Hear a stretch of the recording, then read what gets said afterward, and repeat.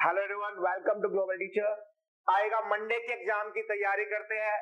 Part 2 analysis की book की revision fast track में 15 से 20 मिनट के अंदर पार्ट 2 के सभी क्वेश्चन हम लोग कवर करेंगे अलोंग विद दैट कॉन्सेप्ट। आएगा पहला क्वेश्चन स्क्रीन पे आ रहा है, कहता है money receive against share warrant to be disclosed as a separate line item under share holder fund. तो कह रहे जो money receive against share warrant है उसको शेयर होल्डर फंड में हम अलग से डिस्क्लोज करते हैं और एक बैलेंस शीट के फॉर्मेट को चेक करते हैं। बैलेंस शीट का फॉर्मेट क्या कहता है? कहते हैं equity and liability, then share holder fund में आता है share capital, reserve and surplus, money receive against share warrant, money receive against share warrant. तो ये आ रहा है शेयर होल्डर फंड के अंदर। तो कहते हैं money receive against share warrant to be disclosed as separate item. बिल्कुल सही बात है, एजम्पशन बिल्कुल ठीक है हम लोगों का।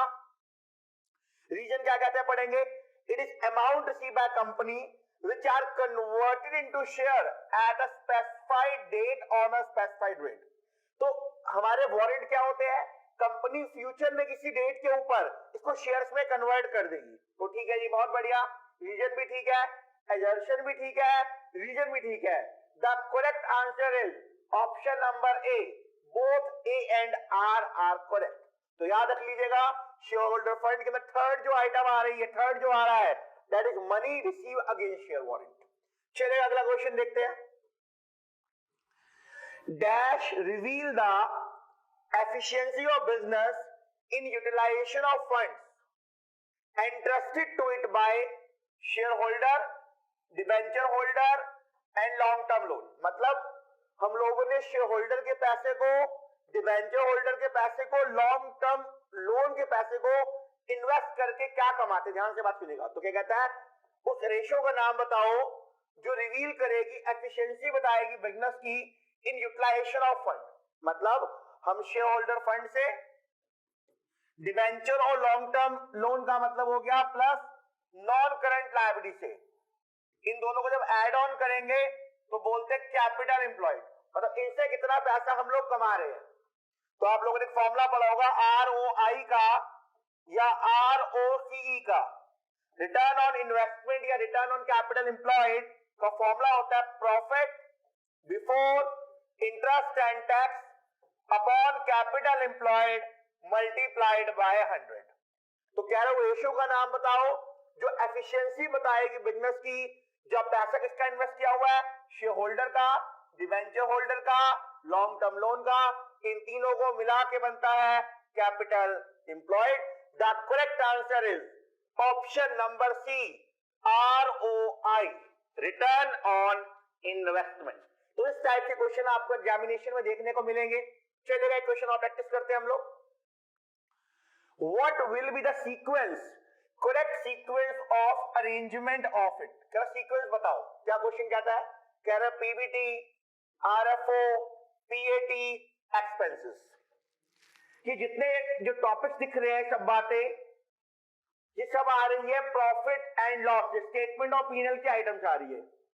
देखो फॉर्मेट को समझते हैं, स्टेटमेंट फॉर्मेट क्या होता है।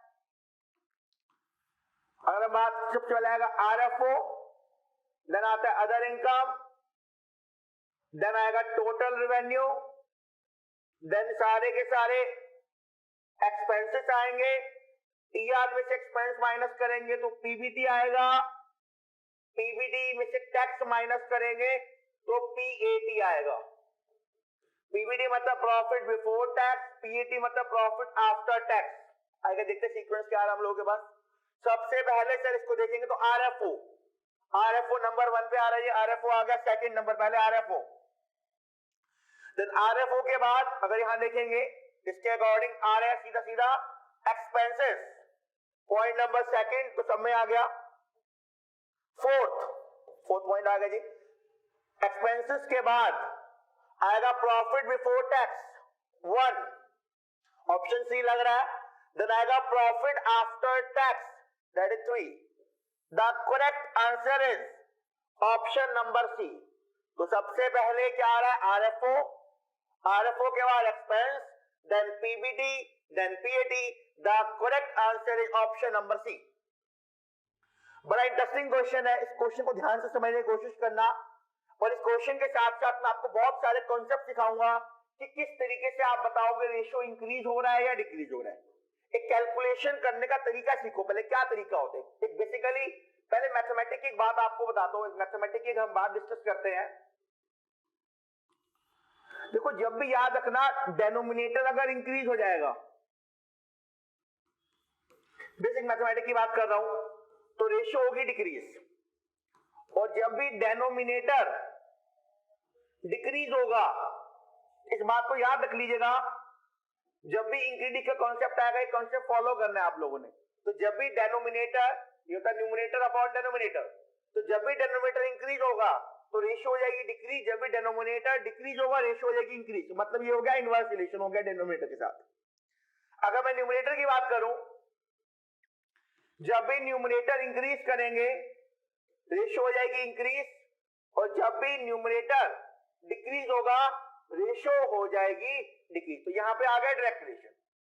ये बेसिक कॉन्सेप्ट है, कोई भी क्वेश्चन आए इसको आपको पहले फॉलो करके चलना है क्वेश्चन को अटेम्प्ट करने से पहले। अब क्वेश्चन को पढ़े, क्वेश्चन क्या कहता है, कहता है डेप्थ इक्विटी रेशियो है 2:1। पहले इसका फॉर्मूला क्या, पहले फॉर्मूला जानेंगे, फॉर्मूला क्या होता है depth equity ratio. Depth equity का फॉर्मूला हम डिराइव करेंगे तो हम कहेंगे depth non current upon equity.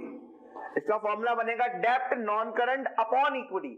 अब चेक करते हैं इन चारों एलिमेंट का क्या इफेक्ट आ रहा है। पहला लिखा है issue of new share for cash, second लिखा है conversion of debenture into equity share, third लिखा है sale of fixed asset at a profit, और फोर्थ लिखा है purchase of fixed asset on long term, ये डेफर्ड है, डेफर्ड पेमेंट बेसिस। तो ए ऑप्शन में 1 2 3 4, मतलब डिक्रीज किससे होगा 1 2 3 4, तो ऐसे अपने को ऑप्शन गिवन है। तो देखो एक एक पॉइंट को आपको यहाँ ना एनालाइज करना पड़ेगा कि देखो पहले पॉइंट को समझते हैं। हमने शेयर इश्यू करे कैश में, हम लोग शेयर इश्यू कर रहे हैं कैश में। जब फॉर्मूले में आप देखोगे, जब शेयर को कैश में इश्यू करोगे तो आपके इक्विटी बढ़ जाएगी, आपके शेयर बढ़ जाएंगे, आपका डेनोमिनेटर क्या कर गया, इंक्रीज कर गया। मैंने कहा था जब भी डेनोमिनेटर इंक्रीज कर जाएगा तो रेशियो कर जाएगी डिक्रीज। हमारे यहाँ भी क्या रेशियो क्या कर जाएगी डिक्रीज। तो पहले वाला ये तो ऑप्शन टिक हो गया, यहाँ पर डिक्रीज होगा। तो देखो 1 वाला किस किस में आ रहा है, 1 वाला एक तो ए में आ रहा है, 1 वाला बी में आ रहा है, 1 वाला सी में आ रहा है, तो डी तो खत्म हो गया। ए बी सी अब हमारे पास आ चुके हैं, इनमें से हमारा आंसर आएगा। अगला देखो क्या कहता है, conversion of debenture into equity share. Debenture को मैंने इक्विटी शेयर में कन्वर्ट कर दिया। अब कॉन्सेप्ट लगाओ, कॉन्सेप्ट लगाएंगे तो क्या हो गया, डिबेंचर कम हो गए, न्यूमरेटर कम हो गया। जब न्यूमरेटर कम होगा, न्यूमरेटर कम होगा तो रेशियो कर जाएगी डिक्रीज। पहली बात हमने कहा कन्वर्ट किया डिबेंचर को इक्विटी शेयर में, डेनोमिनेटर बढ़ गया, डेनोमिनेटर बढ़ने से भी रेशियो क्या हो जाएगी डिक्रीज। सर मतलब अपने को ये वाला भी मिल गया, ये भी डिक्रीज में आ गया। तो सेकंड किस किस में आ रहा है, सेकंड यहां भी आ गया, यहां भी आ गया, सेकंड भी तीनों में आ रहा है जी। अभी एबीसी तीनों की बातचीत चल रही है। अगला देखो, हमने फिक्स्ड एसेट बेचा प्रॉफिट पे, फिक्स्ड एसेट को बेचा प्रॉफिट पे। जब भी प्रॉफिट होगा, that profit belong to the equity share holder, that profit belong to equity share holder. Profit से क्या हो गया, हमारी प्रॉफिट से हमारी इक्विटी बढ़ जाएगी। सर इक्विटी का मतलब डेनोमिनेटर बढ़ गया, डेनोमिनेटर बढ़ गया, रूल लगा दो सर, डेनोमिनेटर के बढ़ने पे रेशियो क्या हो जाएगी डिक्रीज। सर ये वाला भी अप्लाई हो गया जी, 1 2 3 1 2 3, यहाँ ए में आ रहा है और सी में आ रहा है। सर बी तो कैंसिल हो गया, बी भी चला गया, डी भी चला गया। अब लड़ाई है ए और सी के बीच में। लास्ट पॉइंट समझेंगे क्या कहता है, कहता हमने फिक्स्ड एसेट खरीदी और लॉन्ग टर्म डेफर्ड पेमेंट, हमने फिक्स्ड एसेट दी है लॉन्ग टर्म, मतलब लॉन्ग टर्म लायबिलिटी बन गई। सर लॉन्ग टर्म लायबिलिटी बढ़ने का मतलब डेप्थ बढ़ गया। सर डेप्थ बढ़ने का मतलब डेप्थ कहां पे है, न्यूमरेटर में। सर न्यूमरेटर बढ़ जाएगा तो रेशियो क्या कर जाएगी, इंक्रीज। सर यहां तो आके कर गई इंक्रीज, यहां तो कर गई इंक्रीज। सर यहां पे डिक्रीज हुआ, यहां पे डिक्रीज हुआ, यहां पे डिक्रीज हुआ, और यहां पे आ गया इंक्रीज। तो ऑप्शन क्या आ रहा है सर, ए में तो नहीं हो पाएगा, ए वाला कैंसिल हो गया। तो correct answer is option number C 1 2 3 में क्या होगा, डिक्रीज, और डी फोर्थ वाले में यहाँ पे क्या हो रहा है, इंक्रीज। उम्मीद है बात समझ आई होगी, ये कॉन्सेप्ट आप लोगों को क्लियर हो चुका होगा। नेक्स्ट क्वेश्चन क्या कहता है, कहते हैं क्विक एसेट में क्या क्या नहीं आता, और बार देखेंगे फॉर्मूला क्या होता है क्विक एसेट का। हम कहते हैं क्विक एसेट बोलो या लिक्विड एसेट को हम कहते हैं करंट एसेट्स में से एक्सक्लूड कर देंगे प्रीपेड एक्सपेंस और एक्सक्लूड कर देंगे स्टॉक, जिसको हम कहते हैं इन्वेंटरी। तो ठीक है, बात करते हैं क्विक एसेट में क्या क्या नहीं आता। क्विक एसेट में cash in hand, option number A में आ रहा है cash in hand, option number B में prepaid, option number 3 marketable security and trade and receivable. तो क्विक एसेट क्या क्या इंक्लूड, ऑप्शन हमारा क्या है 1, ऑप्शन नंबर ए में 1 2 4 कह रहा है, ऑप्शन नंबर बी में ओनली 3, ऑप्शन नंबर सी में ओनली 2, ऑप्शन नंबर डी में 2 एंड 3। अब चेक करो लिक्विड एसेट क्या होता है, करंट एसेट में से क्या एक्सक्लूड किया हमने, प्रीपेड एक्सपेंस एक्सक्लूड हो जाएगा। तो यहाँ प्रीपेड एक्सपेंस है, ये बिल्कुल है, प्रीपेड एक्सपेंस एक्सक्लूड हो गया। ऑप्शन नंबर 2 हमारा आंसर आ गया सी। अगर यहाँ मान लो स्टॉक भी लिखा होता, स्टॉक भी, तो स्टॉक भी क्विक एसेट का पार्ट नहीं है। क्विक एसेट बोलो या लिक्विड एसेट बोलो, one and the same thing. आइए क्वेश्चन है मैच द फॉलोइंग। कॉलम 1 में आपको गिवन है हेडिंग और सब हेडिंग बैलेंस शीट की और P&L की, है defined in schedule 3 of company act 2013। और बात करेंगे क्या कहता है। पहला पॉइंट, कमीशन पे किया ऑन डिपॉजिट, कमीशन पे कर रहे हैं on deposit mobilization. Second point, unamortized loss on issue of debenture to be written off within 12 month from balance sheet date, loss on sale of vehicle. और fourth point है profit on sale of investment. तो पहला point है commission पे करे, deposit कोई loan लिया उसके मोबिलाइजेशन के ऊपर, तो फर्स्ट का बनता है सी, फर्स्ट का बनता है सी। देखो फर्स्ट का बनता है सी, फिर लग रहा है यही होगा, ये तो कैंसिल होते जैसे दिख रहे हैं, फिर भी अगला चेक करते हैं। Unamortized loss on issue of debenture, जो 12 महीने में राइट ऑफ कर देंगे, तो सर बनेगा अदर करंट एसेट। सेकंड का बनेगा ए, सर ये भी यहां सेकंड का ए आ रहा है। Loss on sale of vehicle other expense, 3 का बनेगा डी, 3 का बनेगा D. Profit on sale of investment, ये बनेगा अदर इनकम, तो 4 का बनेगा बी, 4 का बनेगा B. The correct answer is option number D, the correct answer is option number D. अगला question, the ratio which provide the information critical to long term operation. ध्यान से बात सुनिएगा, long term operation, long term operation को क्या कहते हैं, liquidity, activity, solvency या प्रॉफिटेबिलिटी। तो याद रखिए जब भी लॉन्ग टर्म की बात करेगा, लॉन्ग टर्म को हम कहते हैं सॉल्वेंसी, लॉन्ग टर्म को कहते हैं सॉल्वेंसी। लिक्विडिटी कहते हैं, शॉर्ट टर्म को कहेंगे लिक्विडिटी और लॉन्ग टर्म को कहेंगे हम लोग सॉल्वेंसी। पार्ट 2 सेक्शन बी आ चुका है, आगे क्वेश्चन कवर करेंगे। एनालिसिस का सारे क्वेश्चन कवर करवाने हैं मुझे आपको आज। क्या कहता समझेंगे। कंपनी की करंट रेशियो है 3:1, ठीक है जी, करंट रेशियो 3:1 है जी। लिक्विड रेशियो है 1.2:1, करंट लायबिलिटी है 2 लाख रुपए की। कह रहा बताओ जी इन्वेंट्री की वैल्यू क्या होगी, इन्वेंट्री को कैलकुलेट करो और सॉल्व करते हैं। हम कहते हैं C R is equal to 3/1 है, तो this is C A upon C L, तो 3/1 is equal to C A, C L है 2 लाख रुपीज। तो करंट एसेट आ गई हमारे पास 6 लाख रुपीज की, करंट एसेट आ गई 6 लाख रुपीज की। आगे आ जाओ, अगला फॉर्मूला अप्लाई करेंगे, लिक्विड रेशियो 1.2/1। लिक्विड रेशियो का फॉर्मूला होता है quick asset upon current liability is equal to 1.2/1। Put कर देंगे फॉर्मूले में quick asset current liability 2 lakh rupees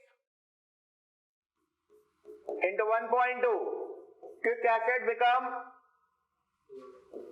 2 lakh 40,000 rupees, तो 240 आ चुका है। हमें कैलकुलेट करना है इन्वेंट्री। इन्वेंट्री कैसे निकालेंगे? करंट एसेट में से हम लोग क्विक एसेट को या लिक्विड एसेट को माइनस कर देंगे। करंट एसेट थी 6 लाख रुपीस की, 240 माइनस हो गया। The correct answer is ₹3,60,000, option number B. Formula याद रखना, एक क्विक एसेट का फॉर्मूला जो आपको लर्न करना है, that is current asset minus stock minus prepaid expense. इस क्वेश्चन में प्रीपेड एक्सपेंस नहीं थी तब इसको जीरो नील वैल्यू हम लोगों ने मान ली, तो ऑप्शन नंबर बी हमारा करेक्ट आंसर है। यहां पर आएगा अगले क्वेश्चन को देखते हैं क्या कहता है question. A company had capital employed of 12 lakh rupees की कैपिटल एम्प्लॉयड है, net fixed asset 8 lakh rupees की, सीओजीएस या कह लो कॉर्फो है 40 लाख रुपीस का, ग्रॉस प्रॉफिट है 20% ऑन कॉस्ट।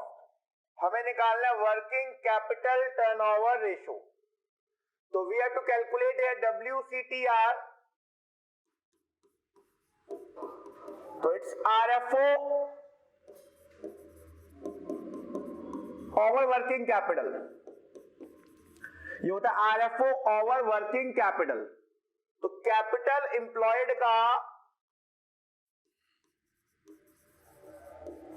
जो फॉर्मूला हम लोग डिराइव करेंगे, फॉर्मूला क्या बनेगा कैपिटल एम्प्लॉयड का?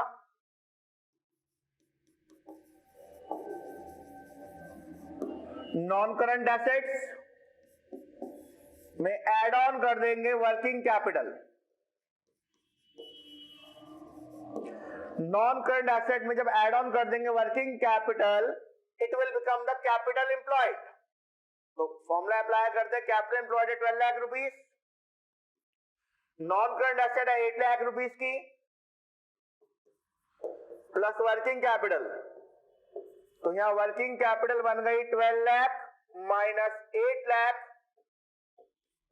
अमाउंटिंग टू ₹4 लाख रुपीस की आ गई वर्किंग कैपिटल। चलते आगे। कॉर्फो पता है ग्रॉस प्रॉफिट है 20% ऑन कॉस्ट, तो यहां अगर हम कहेंगे gross profit this is 40 lakh का 20%, it will become ₹8 lakh rupees का आ गया ग्रॉस प्रॉफिट। हमारे को चाहिए RFO। RFO होता है CORFO cost plus gross profit, तो इट विल बिकम, कॉर्फो है हमारा 40 लाख, ग्रॉस प्रॉफिट है 8 lakh, amounting to ₹48 lakh. Apply करेंगे फॉर्मूले में, RFO 48 लाख और working capital 4 lakh, answer is 12 times, option number B 12 times, the correct answer is option number B. चलेगा अगले क्वेश्चन में मूव करेंगे हम लोग। क्या कहता है अगला क्वेश्चन, क्या आ रहा है हम लोगों के सामने? शेड्यूल 3 पार्ट 1 कंपनी एक्ट, एक ध्यान से एक बात को सुनिएगा। शेड्यूल 3 जो पार्ट 1 होता है वो होता है बैलेंस शीट के लिए। शेड्यूल 3 जो पार्ट 2 होता है, नॉलेज के लिए बता रहा हूं आपको, स्टेटमेंट ऑफ P&L का होता है। Part 1 balance sheet, part 2 statement of P&L। अब क्वेश्चन पढ़ेंगे, ये कहता है शेड्यूल 3 पार्ट 1 कंपनी क्या कहता है? Call in arrear. Call in arrear कहां पे आएगा? Will be presented under which of the following head या सब head in the balance sheet of company का आएगा? क्या रिजर्व एंड सरप्लस में आएगा, करंट लायबिलिटी में, कंटिंजेंट लायबिलिटी में, शेयर होल्डर फंड में? ना रिजर्व सरप्लस, ना कंटिंजेंट लायबिलिटी, ना current liability. The correct answer is option number D, share holder fund. Sir कैसे होता है बताओ, जो समझेंगे इस बात को। शेयर होल्डर फंड में आता है शेयर कैपिटल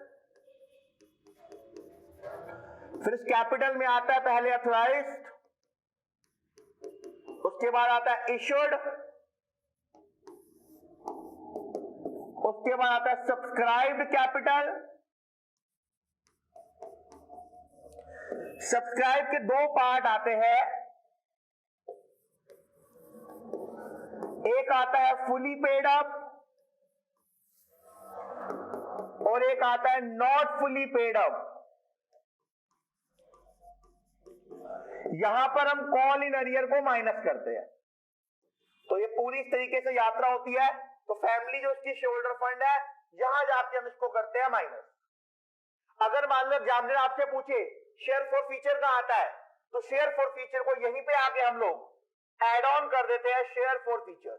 तो एग्जामिनर पूछेगा फॉर फीचर कहां आएगा, तो याद रखना वो भी सब्सक्राइब्ड में आएगा, ऐड होगा। अगर एग्जामिनर पूछे कॉल इन अरियर कहां आएगा, वो भी सब्सक्राइब में आएगा, लेकिन वो माइनस होगा। इस एक्स्ट्रा पॉइंट को आप लोग याद रखिएगा। अगला क्वेश्चन देखिए, क्वेश्चन क्या है, क्वेश्चन क्या है, a lower trade receivable turnover ratio is preferred by the company. देखो जितना कम होगा टीआरटीआर ट्रेड रिसीवेबल टर्नओवर रेशियो, इसका मतलब हम एफिशिएंटली काम नहीं कर रहे हैं, हमारे डेटर से पैसा टाइम पे नहीं आ रहा है, तो टीआरटीआर को ज्यादा होना चाहिए, कम होना गलत है। तो कहते हैं लोअर टीआरटीआर को प्रेफर करेंगे, नो, हम हमेशा हाइयर टीआरटीआर को प्रेफर करेंगे। उसका फायदा क्या होता है कि क्लाइंट से, पार्टी से, कस्टमर से पैसा टाइम पे आ जाता है, हम मतलब हमारे फंड्स एफिशिएंटली मैनेज हो रहे हैं। तो ठीक है, तो गलत है। तो कहता है टीआरटीआर कैसा होना चाहिए, ये कह रहे लोअर, हम कहते हैं नहीं हाइयर होना चाहिए, ये गलत है। अगला पॉइंट पढ़ेंगे, टीआरटीआर क्या है, एक इंडिकेटर है of how promptly company collect, company के पास पैसा अपने क्लाइंट से कितनी जल्दी आ जाता है, वो टीआरटीआर बताता है। बिल्कुल सही बात है, एजर्शन तो गलत है, रीजन बिल्कुल सही है, एजर्शन रॉन्ग, रीजन सही। The correct answer is option number C. इस पॉइंट को कॉन्सेप्ट से समझाऊंगा, ध्यान से बात सुनिएगा। एक कॉन्सेप्ट होता है डेब्ट कलेक्शन पीरियड।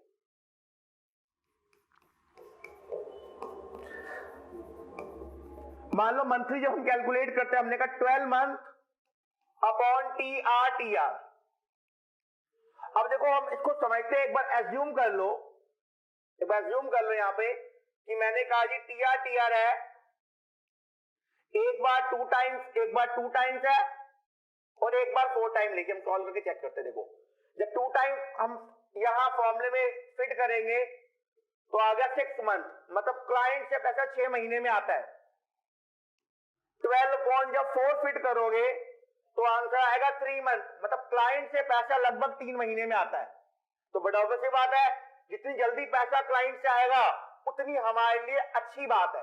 तो ये आपको मैंने समझाया किस तरीके से हमारा एजर्शन यहाँ पे गलत गिवन है। तो जितना टीआरटीआर हाइयर होगा उतनी जल्दी हमें अपने क्लाइंट से पैसा मिल जाएगा, और जितना टीआरटीआर कम होगा उतना क्लाइंट से पैसा हमें लेट मिलेगा। बट ऑब्वियस बात है, जितनी जल्दी पैसा आएगा उतना हमारे बिजनेस के लिए अच्छी बात है। तो यहाँ पे आंसर ऑप्शन नंबर सी आके चलेगा। हाँ जी सर, क्वेश्चन क्या कहता है अगला, अ लो इन्वेंट्री टर्नओवर रेशियो, अपने स्टॉक को प्रॉपर तरीके से मेंटेन करना है। अ लो इन्वेंट्री टर्नओवर रेशियो क्या कहता है कि हम इनएफिशिएंटली यूज कर रहे हैं अपनी इन्वेस्टमेंट को, एंड एक्यूमुलेशन ऑफ इन्वेंट्री, मतलब अपनी दुकान में, गोडाउन में स्टॉक इकट्ठा करते जा रहे हैं लेकिन रेवेन्यू नहीं आ रहा, सेल ही नहीं हो रही, मतलब एफिशिएंटली काम नहीं कर रहे हैं। तो कहते हैं लो इन्वेंट्री इनएफिशिएंट है। बिल्कुल सही बात है, जितना हाई होगा उतना अच्छा होगा, और हर कंपनी चाहती है हमारा ITR, inventory turnover ratio high हो। तो लो होना बुरी बात है, इनएफिशिएंट है, बिल्कुल सही कह रहा है। अगर रीजन क्या कहता है, an increase in closing inventory will lead to decrease in inventory ratio. Reason को ध्यान से समझेंगे, क्या कहता है क्लोजिंग इन्वेंट्री जब बढ़ जाएगा तो इन्वेंट्री रेशियो डिक्रीज होगा। फिर कैसे होगा बताओ, होगा या नहीं होगा, देखते हैं, बात करते हैं। देखो आईटीआर का फॉर्मूला क्या होता है, आईटीआर का फॉर्मूला होता है कॉर्फो अपॉन एवरेज इन्वेंट्री। ध्यान से बात सुनेगा, ऐसे क्वेश्चन एग्जाम में आप लोगों से पूछेगा, कॉर्फो अपॉन एवरेज इन्वेंट्री। अगर मैं कॉर्फो के फॉर्मूले को ब्रेक करूं तो यहां होता है opening stock plus purchases plus direct expense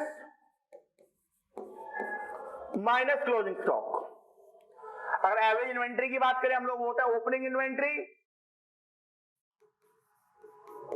plus closing inventory over 2। अब पढ़ेंगे रीजन क्या कहता है। एडिशन तो ठीक है बिल्कुल, कहता है इंक्रीज इन क्लोजिंग इन्वेंट्री। जब क्लोजिंग इन्वेंट्री बढ़ जाएगा तो हमारा आईटीआर कम हो जाएगा। अब लॉजिक लगाओ, देखो जब क्लोजिंग इन्वेंट्री यहां बढ़ गया, जब क्लोजिंग इन्वेंट्री यहां पे बढ़ गया तो डेनोमिनेटर इंक्रीज हो जाएगा। जब डेनोमिनेटर इंक्रीज होगा तो रेशियो बताओ तो क्या डिक्रीज होगी। ये भी कह रहे हैं increase in closing inventory will decrease the inventory ratio. आगे क्वेश्चन को कॉल करते हैं, समझते हैं क्वेश्चन क्या कहता है। कहते हैं कंपनी का ऑपरेटिंग साइकिल है 12 महीने का और अकाउंट पेबल है उनके 10 लाख, 10 लाख की पेमेंट करनी है, जिसमें से 7 लाख का मैच्योरिटी पीरियड है 15 महीने। मतलब 7 लाख की जो पेमेंट करनी है 15 महीने में करनी है। तो कह रहे हैं बताओ ये वाली इंफॉर्मेशन बैलेंस शीट में कैसे रिप्रेजेंट करेंगे। मतलब 10 लाख की पेमेंट करनी है, जिसमें 7 लाख की पेमेंट करनी है 15 महीने के अंदर। एग्जामिनर पूछ रहा है बताओ बैलेंस शीट में करंट लायबिलिटी में आएगा, नॉन करंट में आएगा, ये दोनों के कॉम्बिनेशन में आएगा। तो इस कॉन्सेप्ट को जानने के लिए हमें कॉन्सेप्ट सीखना पड़ेगा जिसको बोलते हैं ऑपरेटिंग साइकिल। अगर amount payable with in 12 month है या amount payable with in operating cycle है,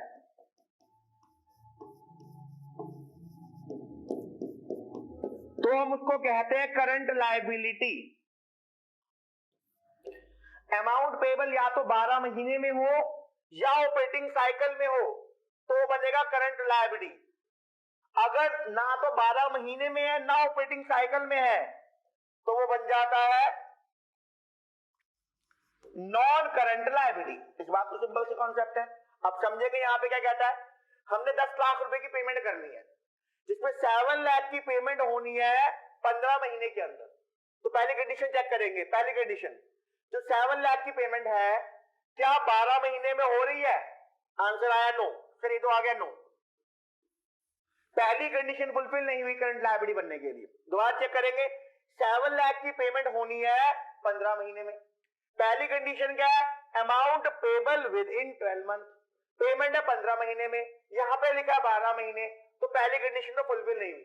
मतलब पहली कंडीशन के अकॉर्डिंग ये करंट लायबिलिटी बनने के लायक नहीं है। अगली कंडीशन चेक करेंगे। Payable with in operating cycle. अब देखो अमाउंट हम पे कर रहे हैं 15 महीने के अंदर, ऑपरेटिंग साइकिल है 12 महीने का।